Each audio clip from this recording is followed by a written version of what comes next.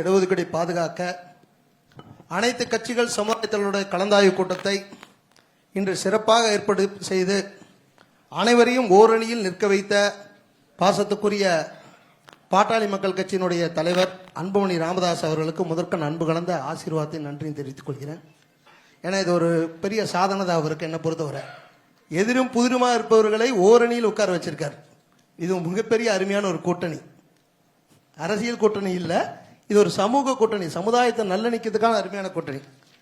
சமுதாயத்தில் அனைவருக்கும் அனைத்தும் கிடைக்க வேண்டும், இதுதான் என்னுடைய கொள்கையும் கூட. சமுதாயத்தில் அனைவருக்கும் அனைத்தும் கிடைக்க வேண்டும் என்றால் ஜாதிவாரி கணக்கெடுப்பு என்பது ஒரு முக்கியமான விஷயம்.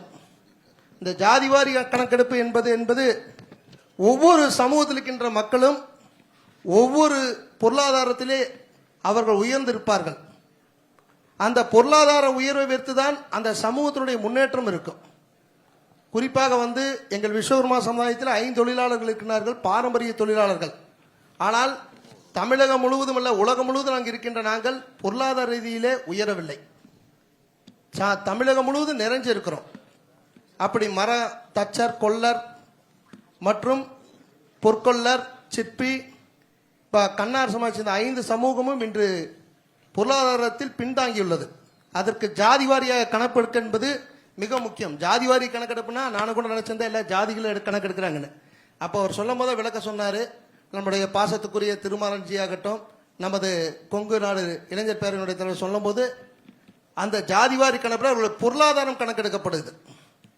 நமது மூர்த்தி அவர்கள் பேசும்போது அவர்கள் சொன்னார், பொருளாதாரம் கணக்கெடுக்கும் பொழுதுதான் ஒரு சமூகம் ஜாதியிலே உயர்ந்திருக்கிறதா பொருளாதாரத்தில் உயர்ந்திருக்கிறதா என்பதை மத்திய அரசுக்கு தெளிவுபடுத்த வேண்டிய கடமை மாநில அரசுக்கு இருக்கின்றது. அந்த மாநில அரசை வலியுறுத்துகின்ற ஒரு சட்ட உறுப்பினர்களாகட்டும் இல்ல பல்வேறு கட்சியினுடைய சமூக தலைவர்களும் வலியுறுத்தும் பொழுது அவர்கள் இத்தனை காலமும் அதை சரியாக செய்யவில்லை என்பது இந்த கூட்டத்தின் மூலமாக தெரிகிறது. இதை மருத்துவரையா பாசத்துக்குரியவர் தலைமையிலே ஒரு குழு அமைத்து நமது பாசமிகு பாரத பிரதமர் மாண்புமிகு நரேந்திர மோடிஜி அவர்களையும் தமிழக முதல்வர் ஜோசப் விஜய் அவர்களையும் சந்தித்து முக்கியமாக அதை வலியுறுத்த வேண்டும்.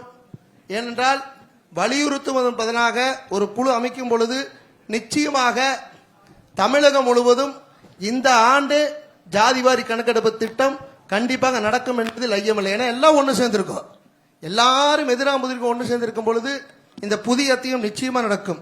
இந்த புதிய அத்தியம் நடக்கும் பொழுது எங்கள் சமூகக்கும் நாங்கள் கோரிக்கை வச்சுதான் 3.5 இடஒதுக்கீடு கேட்டுதான் தமிழ்நாடு பாண்டிச்சேரி விஸ்வகர்மா சமூக மக்கள் கூட்டமைப்பு நாங்கள் போராடிட்டு இருக்கிறோம்.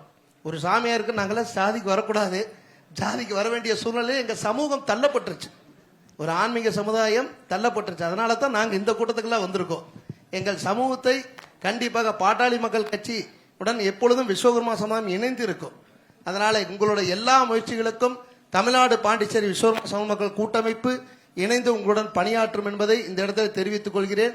அது மட்டுமல்லாமல் இங்கே கூடியிருக்கின்ற அனைவருமே இந்த ஜாதிவாரி கணக்கெடுக்க என்பதை இன்று பேச்சோட முடியாம இதை செயலிலே நடைமுறைத்தி தமிழகத்தில் இருக்கின்ற அனைத்து பிற்படுத்தப்பட்ட சமூக மக்களுடைய 69 இடஒதுக்கீடை பாதுகாக்க வேண்டும்.